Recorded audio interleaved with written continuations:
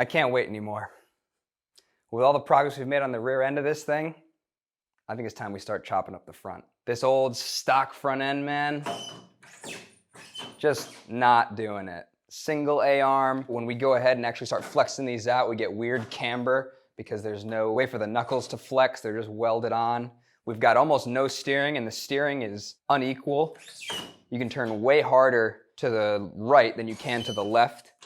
The way these things come stock, you have two different size tie rods, and it just makes for a really terrible driving experience. So,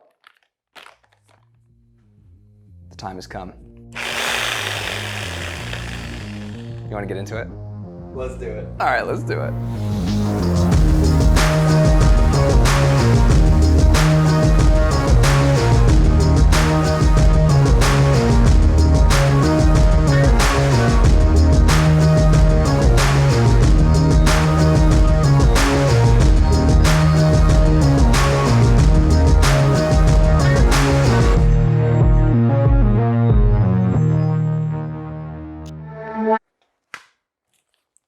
All right, so I think first order of business is we're gonna slice right through and pull out the old steering column because that's all getting replaced. And then I'm gonna go in, disassemble the front end, and just make all the same cuts that we made on that one to kind of prep us to get ready to start completely revamping this and building it out the way we want it. Get rid of the old shock mounts and just kind of clean this whole thing up.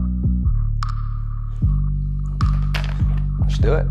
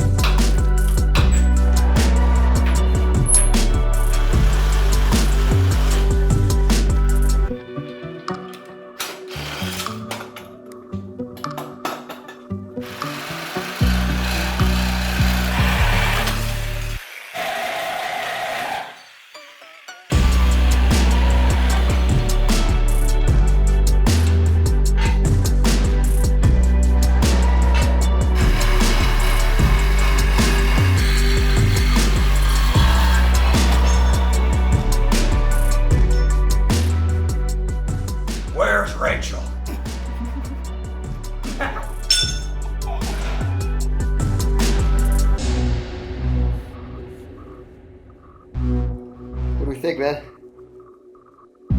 I don't know, dude. We're in a pretty good spot. It's getting kind of late. I don't want to keep you all night. It's a little late. You got some work to do on this, though. Yeah, dude. I mean, everything's off now.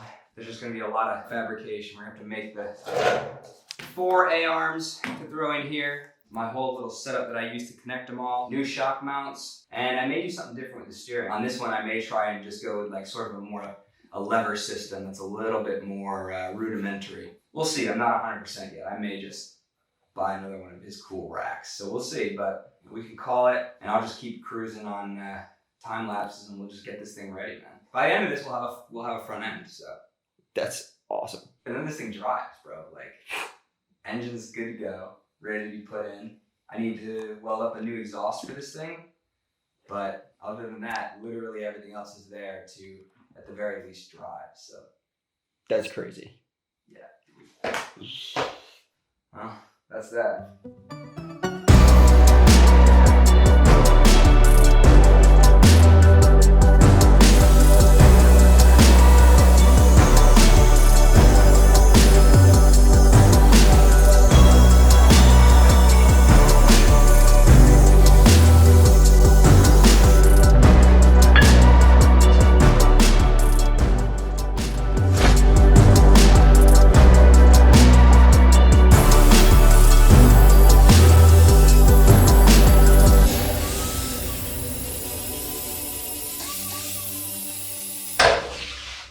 All right, before we go any further on the front end for the red cart, I just want to take a quick second to show you guys the front of my dad's cart that I designed before episode 1 actually, and show you some of the things that we're gonna be doing a little bit differently this time because I've had plenty of time to think about it, and so I think this is a good opportunity to point some of this stuff out. As you can see here, we've got a dual A-arm setup just like we're gonna be doing on my cart. The main difference is that here you can see, in order to connect the A-arms to the actual chassis, I've used 1, 2, 3, 4, 5, 6, 7, 8 Heim joints. 8 Heim joints on the end of those A-arms in order to connect our A-arms to the frame. At first that seemed like a great idea. Heim joints are cool, they're sick, and they provide a lot of adjustability.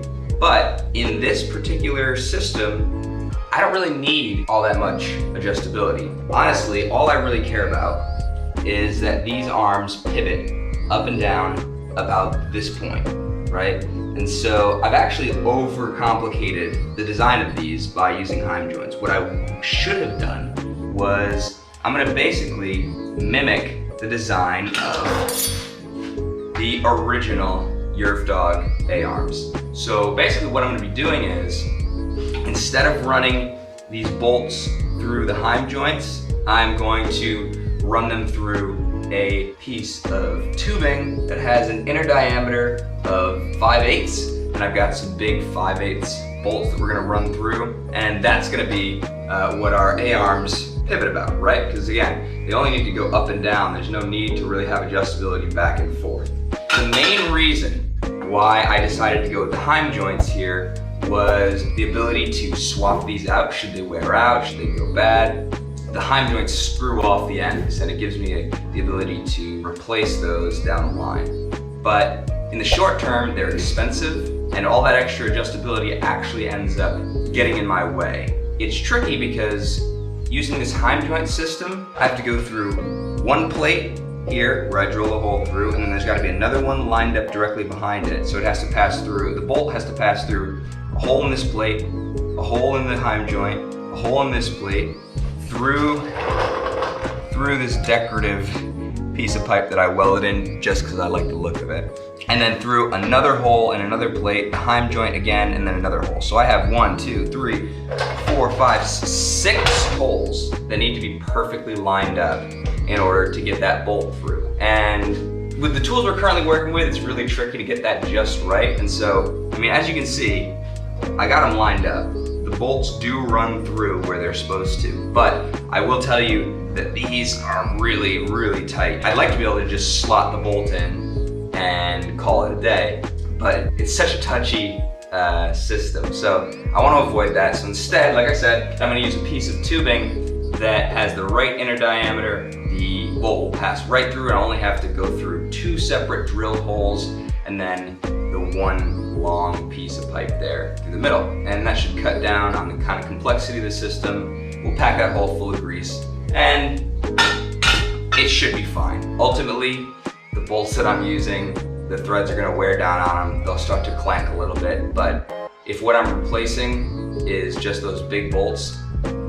so be it.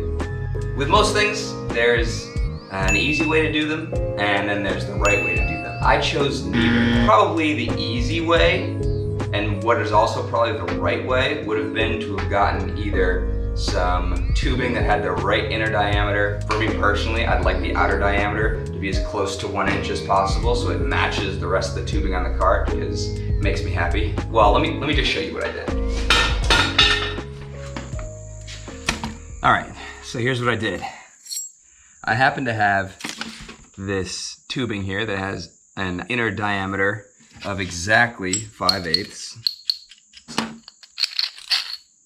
So it fits right onto my bolt, just right. So that's what I wanted for my inner diameter. And then I've got the 1 inch tube that we use to build the cage and the frame and everything else. So it's the exact size that I wanted. What I ended up doing was I cut them both to size, right? And in my 1 inch tube, which is gonna be the outer part of that A-arm section, I drilled 4 holes on each side.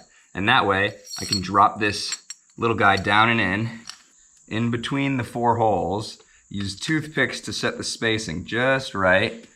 And I did that on both sides. So you have your inner tubes positioned perfectly right in the center. And then I went ahead and with the welder, welded in all of these little holes, tacked the whole thing together, pulled the toothpicks out, welded up the gap that you get between the 2 pipes, ground it down, and we ended up with this. You can't even tell.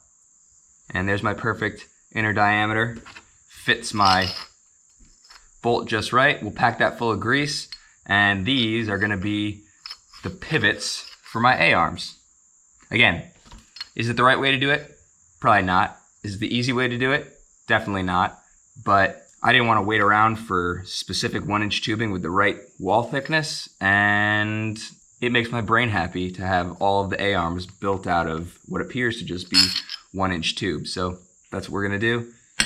I'll get the rest of these welded up, and then we'll be pretty much good to start putting that front end together. Let's get to that.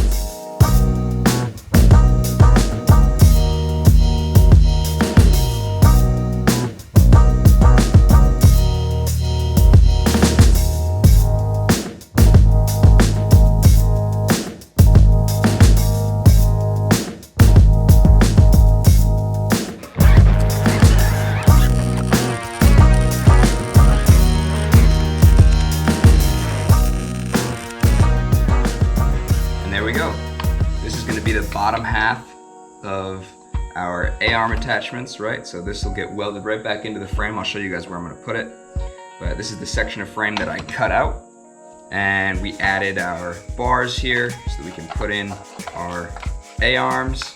So our A-arms will get welded off of here. And I'm basically gonna build a second one of these, just without the plate in the middle. I'll make it out of probably angle iron or something. And then that'll get mounted up above, just like on the other one. And we'll have one set of A-arms coming off down here, another set up here, and then we'll be looking pretty good. I'm also gonna do the steering a little bit different on this cart. On this one, because of how I'm changing things up, I'm gonna try and mount the steering rack between the two sets of A-arms instead of on top of it. So before, we've got our second set of A-arms will be up here like this, and the steering rack would sit right up on top.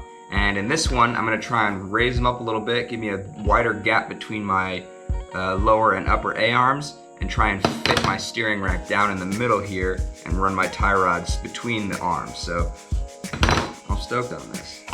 Get the thing welded up.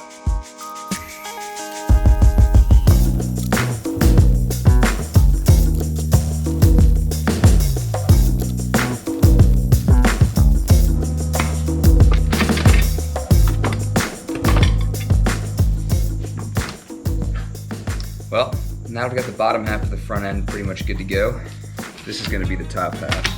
So same kind of thing, just got my two big 1/4-inch plates here. It's flat bar really. These are gonna be my actual A-arms and where they pivot. And then just to put it all together, I'm gonna take two of these bad boys and just get in there. Weld them in, this one's the wrong size. Weld them in just like this. And then we'll figure out some way to set it up on top, whether I use angle iron or some more 1-inch tube. We'll see how I feel, but that's what we're gonna do.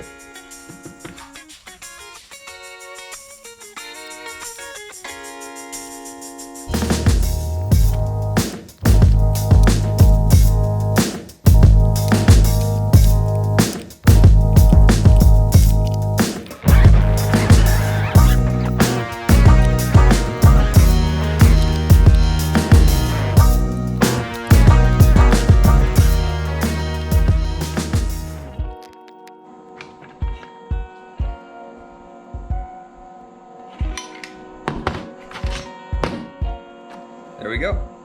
Not bad. So at this point, we've got our top A-arm connections for the front end. We've got our bottom A-arm connections for the front end.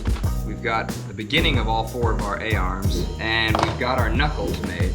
Now these are a little bit different. I designed these slightly differently than the ones on my dad's cart to give me more spacing between the A-arms.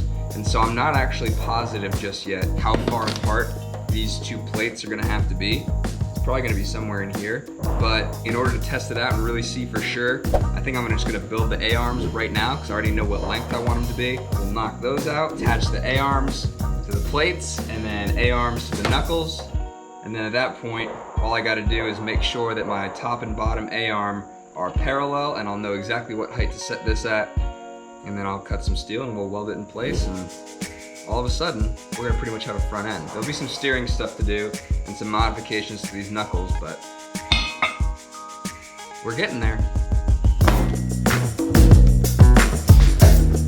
All right, so I finally got everything mocked up. I think we're pretty close to where we need to be on this thing.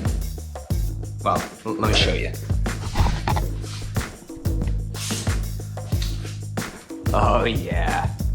All right, so check it out.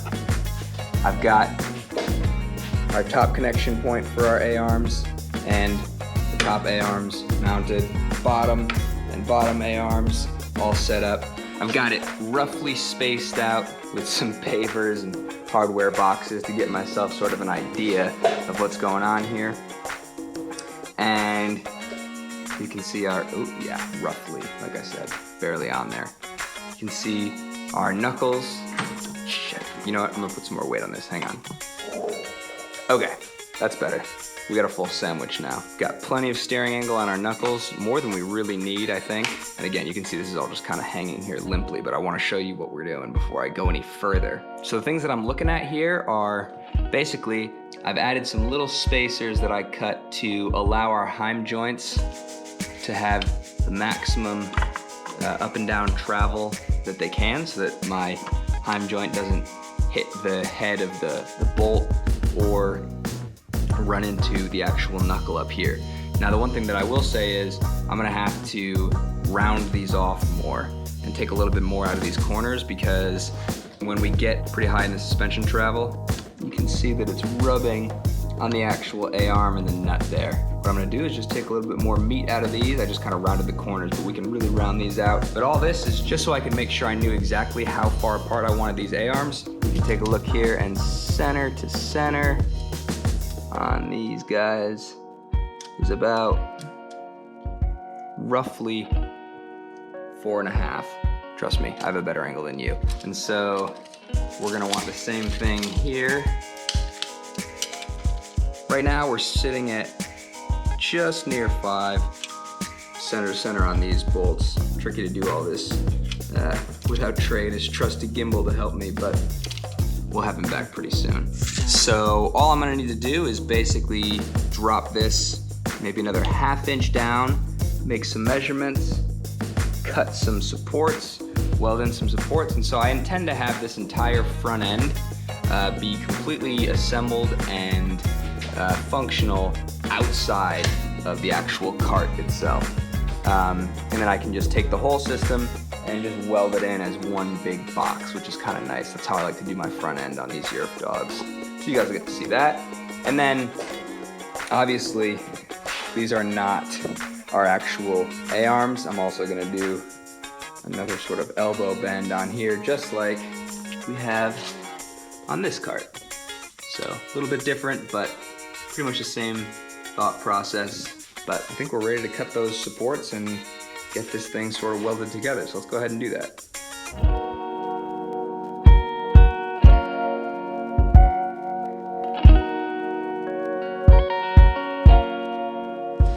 All right, moment of truth. Let's drop this thing down and see if that front end fits in there. It's gonna be close.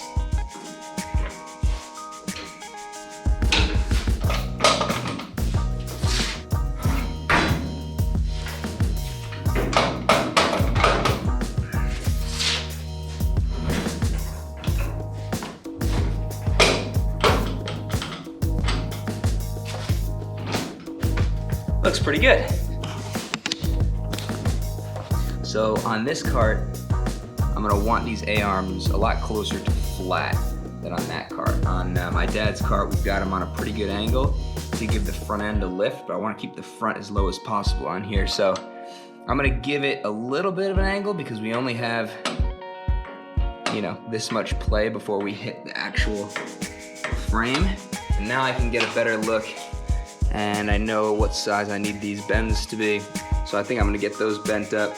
We'll weld everything together, and then we'll weld this front end in place, and we should be pretty much ready to throw the shocks on here and be ready for Trey to come through tomorrow. So I'm looking pretty good.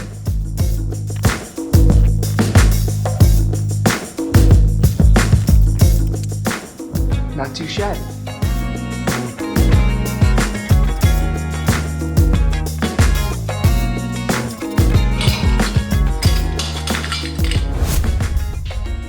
So I saved you guys the agony of watching me bend these on our pipe bender, make a bunch of slits, bend them further than I can go with the pipe bender, re-weld them back up, grind it all smooth.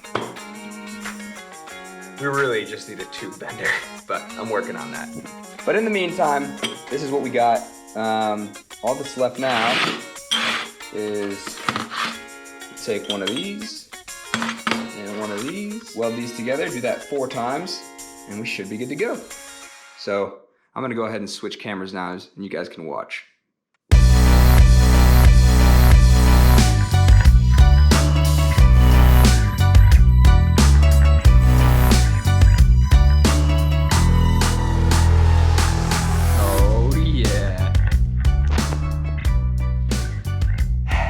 So,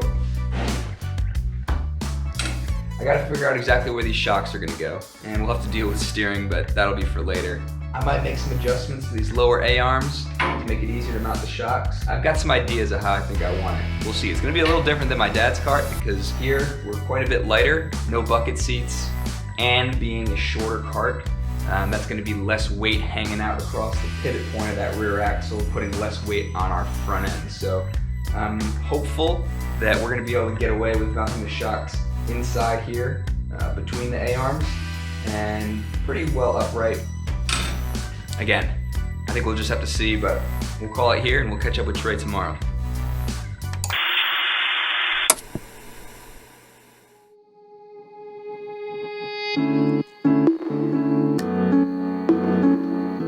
Hey, what's up, buddy? Welcome back. I missed you, dude. What's up, dude? Whew. What's going on, Trey? What's up, Big Bob? How you doing? Good, man. How are you? Doing good. So, we've been hard at work. We'll bring you up to speed later, but I've been shooting without you and it's been a struggle. Shit. Dude, well, this looks wild, man. Get in there, give me the gimbal. Let me let you get a better look. All right. Dude. What? Yeah, buddy. Yeah, we got a front end now. Dude, look at these. These are monsters. You really improved the design, I think. That's really slick. I cannot wait to see how this thing is stand style now. Oh yeah, no, we're gonna get that set up today actually, because all that's left on this front end, at least for today, is let's get those shocks in. You got those figured out? Yeah, pretty much. Nice. Dude, that's like all that's missing at this point. Oh yeah, dude. Once steering goes in, we put the engine in there, plumb the fuel lines, and this thing drives. Nice. It's looking good. You did a lot of work. Yeah, man, you went hard. I thought that you did a lot of shooting for the last episode, but this, He went hard. hats off to you, sir. Yeah. Here, take this back. I don't know what I'm doing. The only thing that I did that I didn't get to shoot was I threw in some additional supports on the bottom A-arm. Adds a little bit more weight to the front, which we actually kind of need. But moreover, it's gonna give us a place to mount our shocks better. So, like I said, that's what we're gonna try and do today. And I've already made all the little brackets for it. On Big Bob's kart over here, you can see we've got our little angry eyes, our little eyebrows here that come up and hold the shocks up off on an angle like this. On my kart, we're gonna do something similar, but I was careful this time to try and design it such that I'd be able to get the shocks in between the frame and in between those A-arms, which is gonna look pretty sweet. And then check this out. I'm gonna hold it. Yeah, hold that. So that's gonna go somewhere right in there. And then here's gonna be our, where we mount those shocks. So it's gonna come in something like that, and I think it's gonna look tough. Yeah, that's great. So hopefully that's enough leverage out there. The further you move the shocks out, the stiffer it's gonna be, right? So if you mount it way in here like this, the arm has so much leverage over the shock that it actually makes it feel like you have softer springs in there than you do. So you want to move them out as far as you can if you're trying to get optimal stiffness, and also you want the shocks to be as straight up and down as possible for optimum stiffness. The more you start to tilt them in like this, geometry says, nope, sorry, we're gonna make your shocks feel softer. So that's what we're gonna be fighting with today, and I'm hoping that without too many tries, we can get something that's acceptable. So Nice. I don't know, let's just start mocking this up and get to work. Sounds perfect.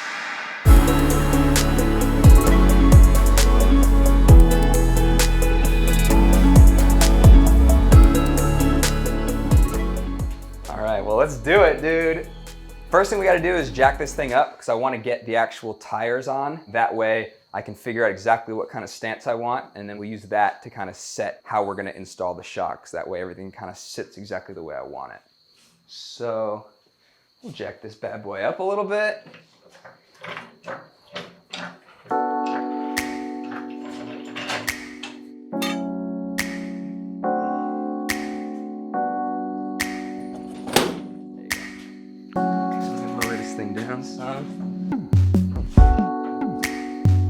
Wow, this is the first shot of it.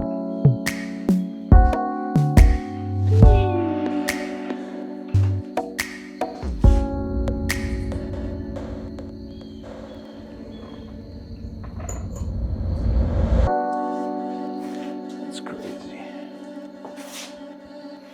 I think that's what I want. Wow. Let's see how much travel I get. I feel like that's probably enough Yeah, I would say so. for what this thing is designed for. Another key point is on your cart. Remember after episode 3 when our hub broke off? Yeah, for sure. Cut to episode 3 when the hub broke off. We realized that these hubs that we bought are not exactly strong enough for our application. So what I'll end up doing is cutting these apart and then basically sliding the whole wheel in. So this crazy offset won't be an issue later, but I see, yeah. also the camber on these is not set properly, but that's all alignment stuff that I'll do after. But again, not gonna affect what we're doing today. So it's gonna look a little bit wonky, but dude, look at this thing, man. I know, it's the first time I've seen it with all That four. looks so wild. No, you know what it looks like? What's it look like? A big boy cart.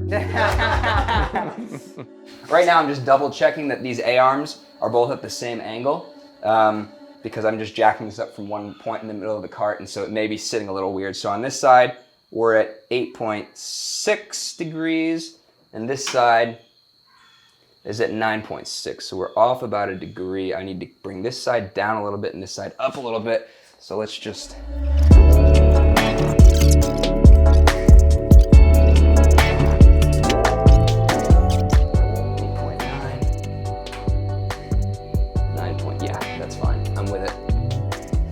So the next thing to figure out is here's my shock, and I've got my shock bracket made, and we want to sit these up kind of as high as we can here. So this is going to be kind of like this, and then as the shock compresses, hopefully it doesn't bonk in there. We'll figure that out. I'm going to cut a piece of plate steel that I can mount right across here, and that's going to give me something to weld down to here, and then we'll use our little V-bend that I made. You got that right there? You can drop that in place. I made it intentionally too long. That way I can trim it back to size. So we'll stare at this for a little bit. And once we figure it out, we'll let you know what we're gonna do. All right, movie magic, I figured it out. There's gonna be some gap welding involved, but you guys will forgive me, it's not structural anyways. I made a cut across the bottom of this bend here, since again, we have a pipe bender, not a tube bender, and we just kind of muscled it open a little more. Big Bob helped with that. Now we've got a little bit angrier of a set of eyebrows. Can you hold that right there? Yeah. And then this is gonna mount right up in here, a little higher even. Boom, that should hold our shocks. We should have enough clearance that it should all work out.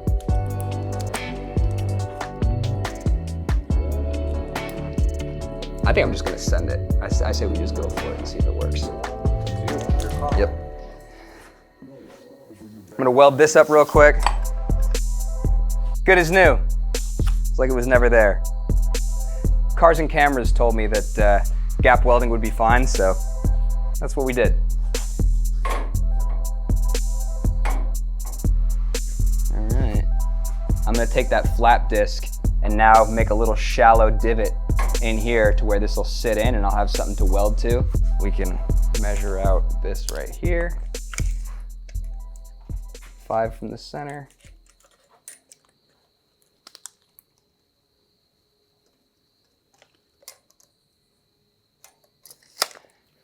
There's where we're gonna put them.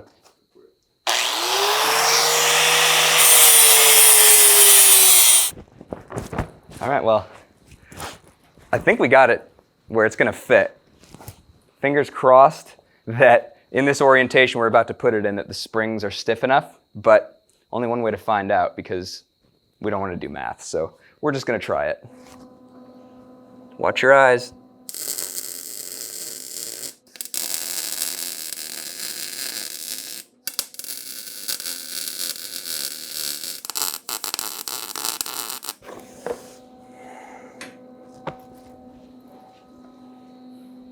All right, well, I can tell you what I'm sure of, and what I'm sure of is that this thing looks badass. Now, what I'm not sure of is if it's gonna work or not. So, moment of truth here, we'll see if we get crazy droop.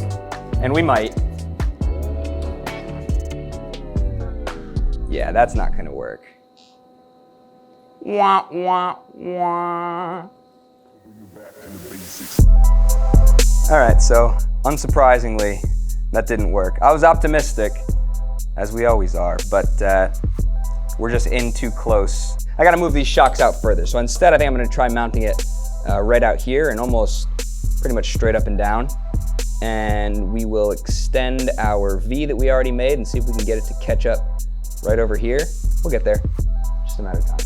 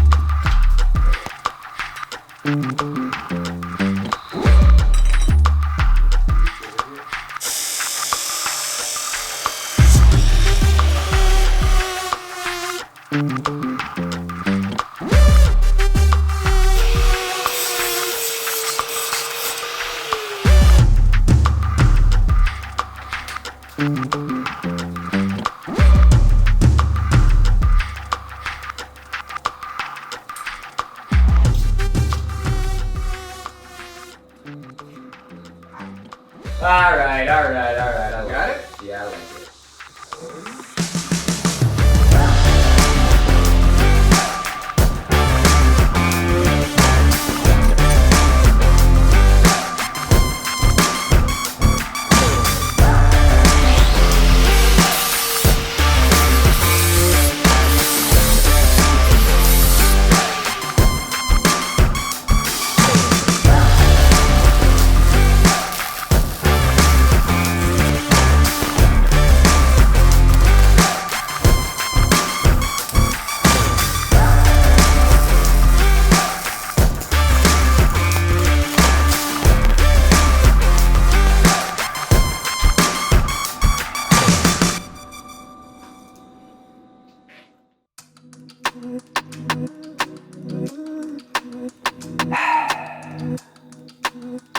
Took a little while and a couple iterations, but this thing is a hot rod.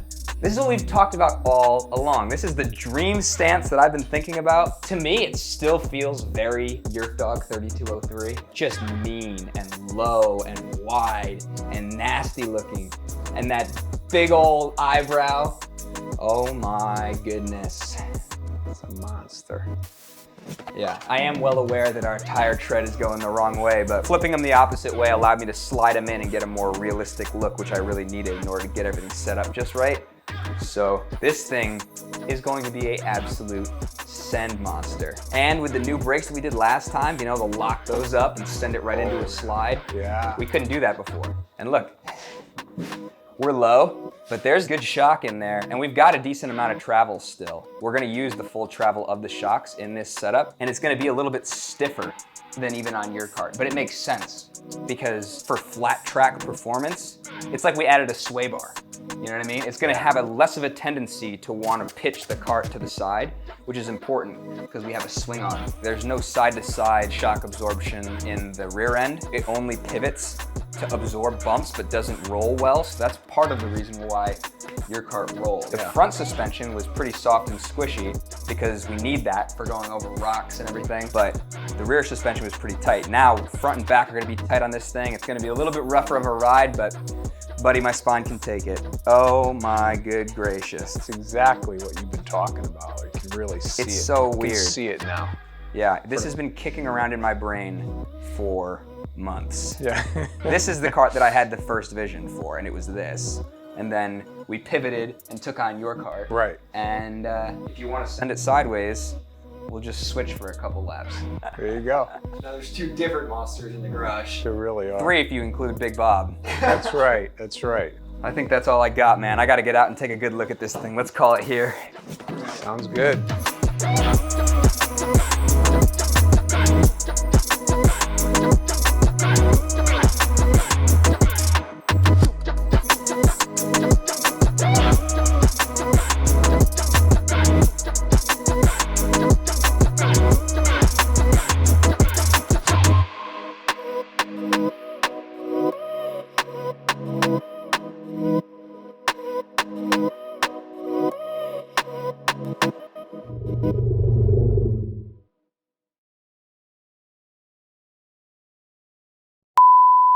Other than that, literally everything else is there to, at the very least, drive, so. That's crazy. Yeah. Alright, well I'll let you get to it and shit, how do we come out of this? You ready? I'm gonna tilt your camera up, and I'm gonna try and hit the shot. Oh wait. Well, that's that.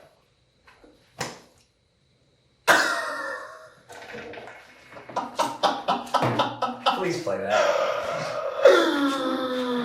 Oh dude! Shut the fuck up! Why are we like this? It's not fair. Do you think the audio is decent there? Do you think we're fine? I think it's fine. Okay, good. And we have 2 cameras of audio.